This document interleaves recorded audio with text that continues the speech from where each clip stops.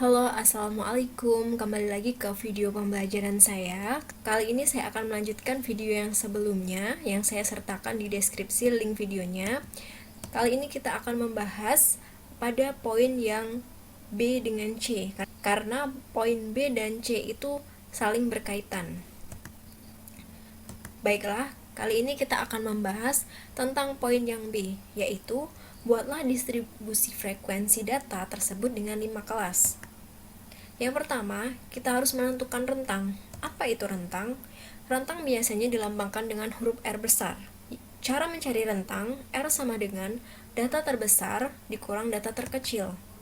Dari data yang sudah kita urutkan pada pembahasan sebelumnya, pada poin A, itu kan sudah kita urutkan. Jadi, kita dengan mudah untuk mengetahui mana data terbesar dan data terkecilnya.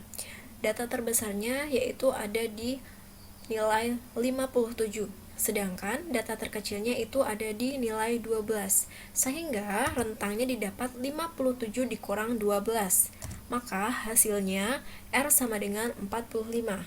Itulah yang disebut dengan rentang. Untuk yang kedua, menentukan banyak kelas dengan menggunakan aturan Stargast.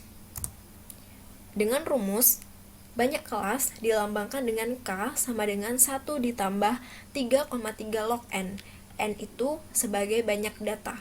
Namun, karena sudah ditentukan dari soal bahwa distribusi frekuensi data tersebut dibuat dengan 5 kelas, jadi K langsung diketahui 5. Langkah yang ketiga yaitu menentukan panjang kelas. Panjang kelas dilambangkan dengan huruf I sama dengan R dibagi dengan K.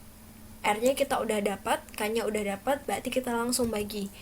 I sama dengan 45 dibagi dengan 5. I sama dengan 9. Jadi, panjang kelasnya itu 9. Setelah 3 tahap ini kita lalui, tahap berikutnya, kita dapatkan datanya seperti ini, dalam bentuk tabel. Kenapa saya bisa dapat datanya 12 sampai 20, 21 sampai 29, 30 sampai 38, dan seterusnya 48 sampai dengan 57. Itulah tadi gunanya kita mencari nilai I atau menentukan panjang kelas setelah kita mengetahui banyak kelasnya. Jadi, ketika kita sudah mencari I sama dengan 9, kita hitung dari data yang paling kecil yaitu 12, 13, 14, 15, 16, 17, 18, 19, 20. Begitu dengan kelas yang seterusnya. Setelah 20, kita mulai lagi dari 21, kita hitung sampai 9 langkah. Jadi 21, 22, 23, 24, 25, 26, 27, 28, 29. Jadi data pertama sampai data ke-9 didapatlah 21 sampai 29. Kita ngambilnya dari I sama dengan 9. Setelah 29, lanjut 30. Kita hitung 9 langkah. Berarti 30, 31, 32, 33, 34, 35, 36, 37, 38. Kita stop di 38 karena batas panjang kelas itu cuma sampai 9. Setelah 38, kita lanjut berikutnya. Angka berikutnya yaitu 39. Begitu juga dengan 39, kita hitung 9 langkah sampai dapat 47. Setelah itu maju 1 langkah 48 sesudahnya sampai 57 yang terakhir. Distribusi frekuensi data tersebut dengan 5 kelas tadi itu kita hitungnya dari sini 1, 2, 3, 4, 5. Jadi 5 ini merupakan banyak kelasnya, ada 5 kelas. Setiap kelasnya memiliki panjang 9. Kemudian yang tabel kedua, kita menentukan turus. Apa itu turus? Turus merupakan bentuk lain atau cara mencari frekuensi atau banyak dari data. Kita cari nilai 12 sampai 20 itu ada berapa buah. Turus biasanya dituliskan dengan garis seperti ini.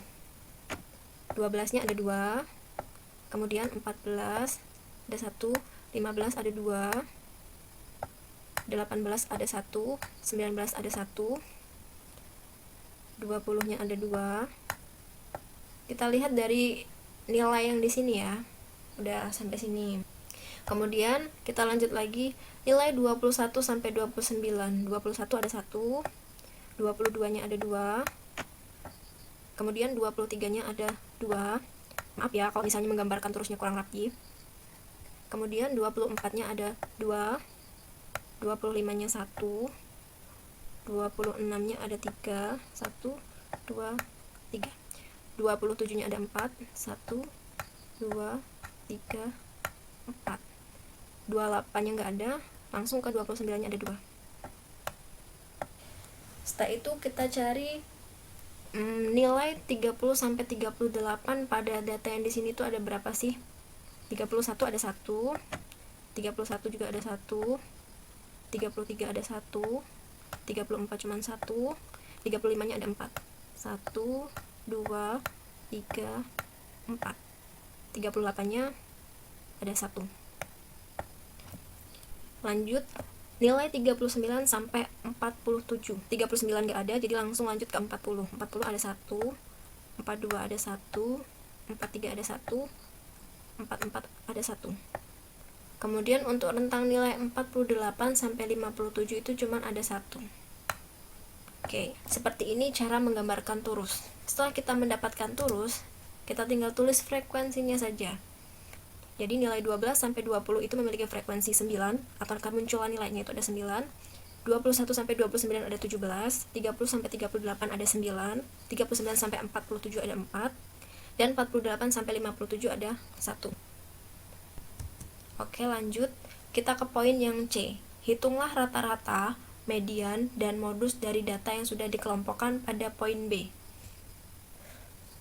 Kita ambil tabel data dan frekuensinya saja, karena tabel torus itu sama dengan tabel frekuensi. Sehingga frekuensinya didapat 40 ya, sama dengan data yang sudah kita dapat di awal. Berarti nilainya nggak berubah. Kalau misalnya ada selisih ketika kita menentukan frekuensi di sini, berarti cara perhitungan kita ada yang salah. Yang pertama, kita mencari rata-rata dulu. Rumus rata-rata untuk data kelompok berbeda dengan data tunggal. Untuk data kelompok, X bar sama dengan sigma F atau jumlah dari frekuensi dikalikan dengan XI. XI ini merupakan nilai tengah. Kemudian dibagi dengan sigma frekuensi, jumlah seluruh frekuensi. Langkah berikutnya kita menentukan nilai tengah atau XI. Kenapa nilai tengahnya saya bisa dapat 16, 25, 34, 43, dan 52? Bagaimana cara saya mendapatkannya? Oke, simak baik-baik penjelasan saya ya. Cara menghitung nilai tengah. Pada rentang kelas yang pertama, itu kan ada 12 sampai 20. 12, 13, 14, 15, 16, 17, 18, 19, 20. Panjang kelasnya itu kan 9 tuh. 9 itu merupakan nilai ganjil. Jadi, kalau kita ambil tengah-tengah nilai 9, berarti data kelima. Jadi, data kelima itu merupakan tengah-tengahnya. Kalau misalnya kurang paham gini aja. Ini data pertama. Ini pertama dari belakang. Kedua dari belakang. Ketiga dari belakang. Keempat dari belakang. Nah, ibaratnya dia nggak punya pasangan sendirian. Nah, itu merupakan nilai tengah. Kalau nilai tengah pada data yang berjumlah ganjil itu sangat mudah. Jadi, data ganjil itu pada nilai data urutan kelima. Kalau misalnya datanya 9, berarti dia ke 5. Beda lagi nanti kalau datanya genap. Misalnya dia rentang kelasnya itu 10. Kalau ini tadi kan rentang kelasnya 9, jadi kita mudah. Data kelima itulah yang menjadi nilai tengahnya. Jadi kita menghitung 12, 13, 14, 15, 16. Urutan data kelima udah langsung ketemu sebagai nilai tengahnya. Begitu juga dengan nilai 21 sampai 29, kita hitung 21, 22, 23, 24, 25. Kita stop ke data urutan kelima sehingga dapatnya 25. Kalau misalnya belum jelas, dengarkan penjelasan saya satu kali lagi. Untuk menentukan nilai tengah pada data 30 sampai 38, kita hitung yang pertama 30, 31, 32, 33, 34. Jadi urutan data ke-5 itu merupakan nilai tengahnya, karena tadi bahwa panjang kelasnya itu 9. Oke, untuk 39 sampai 47, 48 sampai 57, silahkan kalian mencoba sendiri ya. Kenapa saya bisa dapat 43 dan 52? Lanjut lagi, kita mencari nilai frekuensi dikalikan dengan nilai tengah. 9 dikalikan dengan 16 itu dapatnya 144. Ya, begitu seterusnya. Jadi, nilai frekuensi dikalikan dengan XI atau nilai tengah, kita kalikan saja semuanya sehingga didapat hasil pada tabel F dikali XI. Kemudian, kalau kita sudah dapat nilainya, kita jumlahkan seluruhnya. Kita dapat 1099. Kemudian, X bar sama dengan, dari sigma F dikali XI itu berarti jumlah seluruh frekuensi yang dikalikan dengan nilai tengah itu dibagi dengan jumlah frekuensi. Jumlah frekuensinya kan tadi 40. Didapatlah X barnya atau nilai rata-ratanya yaitu 27,475. Selanjutnya, kita mencari median. Yang pertama, kita sediakan tabel data dan frekuensi terlebih dahulu. Kemudian, kita sediakan satu kolom tabel untuk menghitung frekuensi kumulatifnya. Bagaimana cara menghitung frekuensi kumulatif? Yaitu dengan menambahkan frekuensinya. Pertama kita lihat, frekuensinya 9. Kita tulis di sini 9. Setelah itu 9 kita tambahkan dengan 17. Hasilnya 26. 26 kita tambahkan dengan 9. Hasilnya 35. 35 kita tambahkan dengan 4. Hasilnya 39. 39 kita tambahkan dengan 1. Hasilnya 40. Jadi, frekuensi kumulatif itu yang terakhir mengarah pada jumlah frekuensi. Sampai di sini paham cara menghitungnya? Selanjutnya, kita mencari letak median. Rumus letak median itu N/2, di mana N itu merupakan jumlah data atau semua dari jumlah frekuensi, yaitu 40, kemudian dibagi dengan 2, dapatnya 20. Sehingga letak kelas mediannya itu terdapat di kelas nomor 2. Kenapa bisa begitu? Karena 20, nilai 20 itu kan termuat pada 26. Jadi nilai 20 tadi termuat di kelas yang ini, frekuensi kumulatifnya yang 26. Maaf ini kecoret ya, 26. Karena nggak mungkin nilai 20 itu terkandung di 35 atau di 9. Jelas dia mediannya terletak di sini.